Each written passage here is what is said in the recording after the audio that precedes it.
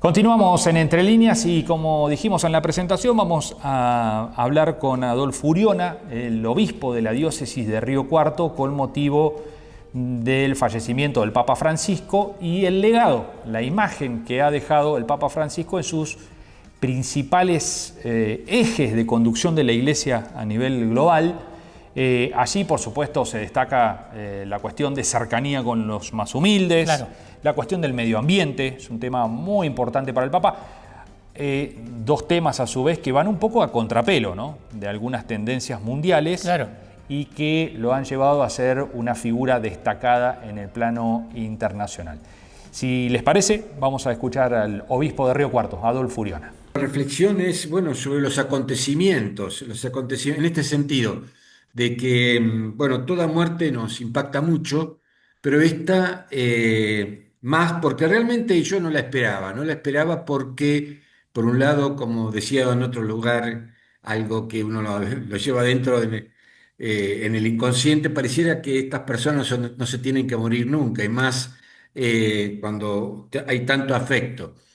De todas maneras, cuando él dio la bendición el domingo de Pascua, ahí yo quedé impactado porque no lo vi nada bien, nada bien. Y me generó un poco de angustia. Eh, y después, bueno, uniendo muchas cosas, lo que yo estaba leyendo justamente su autobiografía, que se llama Esperanza y que es maravillosa. eh, Él decía que, y también se lo dijo a Nelson Castro, le decía que le había pedido a Dios de que no lo hiciera sufrir mucho porque le tenía temor al sufrimiento físico.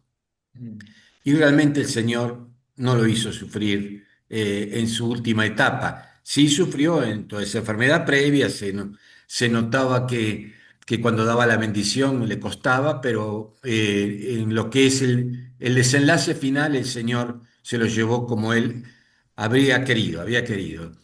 Por otro lado, él murió, como se dice, con las botas puestas, es decir, murió de pie, porque dio la bendición, no solo dio la bendición, sino que después recorrió toda la plaza, como dicen los medios, en ese baño de multitudes, pudo besar niños, a pesar de tanta fragilidad, y bueno, era el modo como él había vivido y quería así terminar, ¿no? Señor, conmovió la cantidad de gente que fue a despedirlo, ¿no? ¿Qué piensa que queda como legado de Francisco a todos los fieles, pero además como líder, no solo espiritual, sino político, ¿no? Que ejerció y encarnó un discurso a contracorriente. Así es. Esa es la palabra. Él encarnó un discurso a contracorriente, porque el mensaje evangélico auténtico es siempre contracorriente. Es decir, frente a un mundo que busca que tiene otros valores o desvalores, él siempre fue muy lúcido, muy coherente. Y creo que los líderes mundiales valoraron eso, porque había líderes mundiales importantísimos en su despedida, aún aquellos a los cuales él había hecho un discurso, como en el caso de Trump, muy distinto, ¿no?, en su percepción. A mí me parece que el legado es inmenso y creo que nos va a llevar tiempo poder descubrirlo en toda su dimensión. Y, yo lamento, veo, lo pasado, lamento que tantos y tantos periodistas, que son los que generan la opinión pública, no lo comprendieron en su tiempo. Por eso yo decía que él es un profeta, porque ningún profeta, primero, no es bien recibido en su tierra, capaz que era mucho más comprendido en otros lados, pero no en su tierra. Y por otro lado, siempre el profeta habla en nombre de Dios. Por lo tanto, cuando habla en nombre de Dios, hay muchas cosas que al pueblo, a la gente, a los que gobiernan, no les gusta. Y bueno, así fue Francisco. Francisco, él discernió cuál era la voluntad de Dios, lo que Dios le pedía, e iba para adelante. Él no tenía miedo y no le importaba su persona. Lo importante era transmitir el mensaje.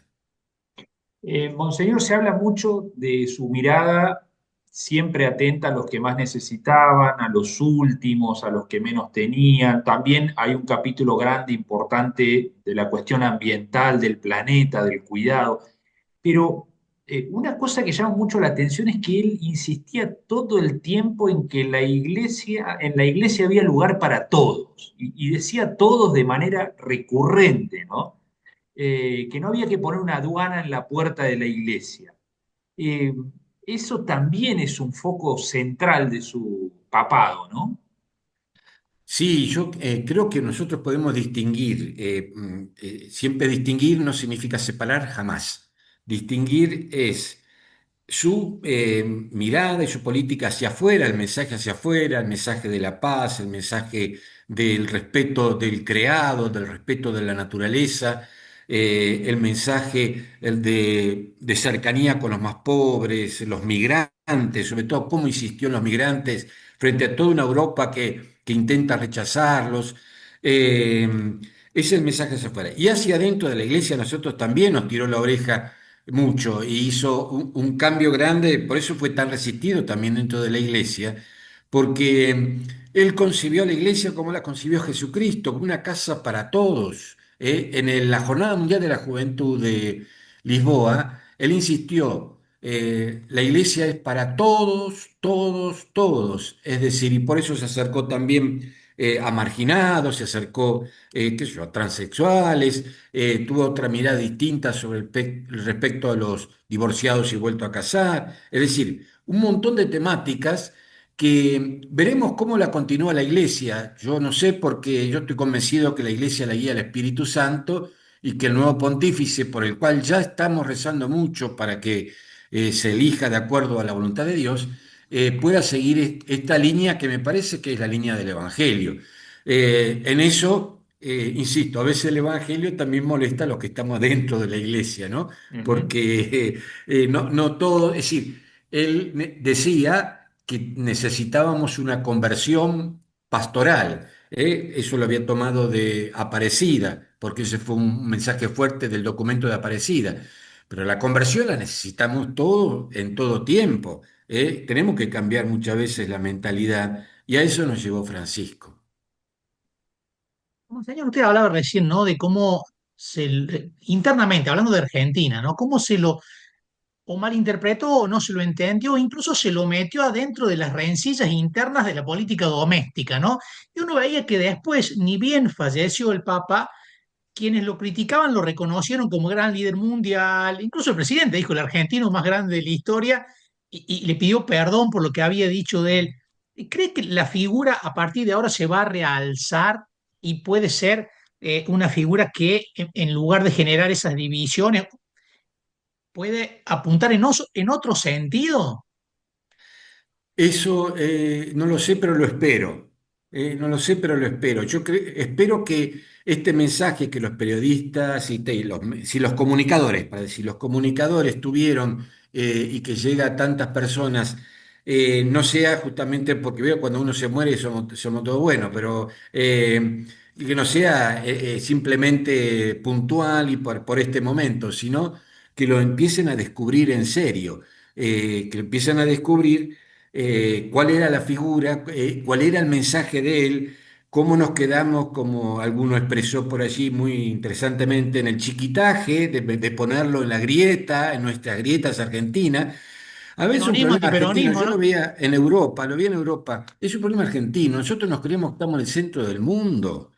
Y no estamos en el centro del mundo. Uno va a Italia, yo no voy a Europa, voy a Italia, a veces, alguna vez a España hace muchos años, pero a Italia voy. Y allá no existimos, es decir, y él era un papa para todo el mundo, no era solamente para la Argentina. No sé por qué lo metieron tan fuertemente en la grieta, ante cualquier cosa que decía era criticado. Bueno, espero que se reflexione acerca de esto y comience a tenerse otras perspectivas, sobre todo viendo ahora sus escritos y sus gestos. Con sus escritos y sus gestos, yo muchas veces le dije a la gente cuando estaba enojada con el Papa, léanlo a él, no lo que dicen de él, léanlo a él, yo decía, ¿no? Entonces, espero que de aquí en más esto se dé. Pero fíjense, y termino, pues me parece medio larguero, en el previo a la misa, en dos sillitas estaban sentadas dentro de la Basílica San Pedro vacía, Trump y Zelensky, que se habían peleado allá, estaban adentro ahí conversando amigablemente. O sea, porque entonces uno espera que los frutos de esta muerte también tengan un contenido así de paz y un contenido de unidad, como él buscaba siempre, y de encuentro en todos lados. Monseñor, ¿usted cree que está entre los papas más destacados de la historia? Son 2000 años de historia, ¿no? No es poco, pero digamos, ¿está entre los papas más destacados? Por lo menos de la época moderna, ¿no? Sí, yo no exageraría ahora en este momento, porque hay que verlo en perspectiva después, ¿no es cierto?, con la historia, porque hubo papas muy grandes, sobre todo en los últimos años, desde Juan XXIII en adelante, que son los que más conozco. Pero me parece que sí, que marcó muchísimo en cosas del cambio que quizás antes no se dieron. Y entonces él fue capaz de generar ese cambio, y tocar los corazones para que el cambio se dé realmente. Decía recién, bueno, que se verá hacia dónde se encamina la iglesia, ¿no? Si marca una línea de continuidad o si hay un cambio. Pero más allá de eso, ¿usted cree que hay cuestiones que introdujo Francisco y en las que la iglesia ya no va a poder volver atrás? A mí me parece que hay varias cuestiones que es muy difícil volver atrás. Es muy difícil volver atrás en el seno de la iglesia. Por ejemplo, el tema de lo sinodal, que implica capacidad de escucha, capacidad de compartir, capacidad de escucha a todos, también al que piensa distinto, fundamentalmente al que piensa distinto. Hay muchas cosas que me parece que es difícil que vuelvan atrás en la iglesia, porque es un camino pastoral que ha calado fuerte, y me parece que tiene que darse una continuidad. No creo que muchas cosas se puedan volver atrás, gracias a Mon- Dios, ¿no? claro. Monseñor, lo último, lo conocía desde hace muchos años. ¿Tiene alguna imagen, algún momento guardado como destacado de su vínculo con él? ¿Algún intercambio en algún momento? Eh, yo, es decir, pequeños gestos por ejemplo, de paternidad, ¿no? Yo cada vez que lo iba a ver, ya te digo, desde el año 93 hasta que fui obispo, después cuando fui obispo, como estaba lejos, lo podía ver menos, yo lo iba a ver todos los meses. Y, y bueno, aparte de escucharte con una atención única y establecer un discernimiento de lo que te estaba pasando, yo le contaba lo que me estaba pasando, muy clarividente, él te acompañaba hasta la salida, no era necesario, tenía un montón de trabajo, te acompañaba hasta la salida, te decía, bueno, acordate de rezar por mí. Cuando me fui, yo me acuerdo mucho, cuando me fui, después que terminé un cargo en el año 2002, en el 2003 me fui a Roma un año, entonces me dice, andás a rezar por mí frente a la imagen de María Salus Populo Romani. Y bueno, es donde ahora está enfrente, está enterrado él. Eh, y después, bueno, el último gesto y la última mirada que tuve el 27 de enero, yo tuve la gracia de Dios de poder verlo el 27 de enero. 18 días después lo internaban. Y fue para mí realmente un bálsamo, y como siempre me pasaba con él, eso, todo cuando era papa, me confirmaba en la fe, me confirmaba en la fe. No solamente me orientaba en la existencia, sino que me confirmaba en la fe. Bueno, allí estaba la palabra del obispo Adolfo Uriona, obispo de la diócesis de Río Cuarto, ¿no? Haciendo un repaso de la figura del Papa. Sí, que fue ordenado obispo El propio Papa. por el propio Jorge Bergoglio y que reza, dice, para que la iglesia siga el curso que trazó el Papa Francisco, algo que no está tan claro, ¿no? Sí. Que hacia dónde qué dirección va a tomar la iglesia a partir del 7 de mayo, cuando los cardenales se reúnan en el Vaticano para realizar el cónclave y que de allí surja el nuevo Papa y el nuevo rumbo de la Iglesia, que puede ser o cierta continuidad o un cambio más hacia la ortodoxia, que ha sido el sector que más ha resistido estos años de papado de Jorge Bergoglio. Bueno, la duda es cuánto durará ese cónclave, ¿no? Que arranca, como decías, el 7 de mayo próximo, así que, bueno, todas las miradas van a estar puestas allí. Así es. ¿Vamos a la pausa? Vamos. Enseguida regresamos.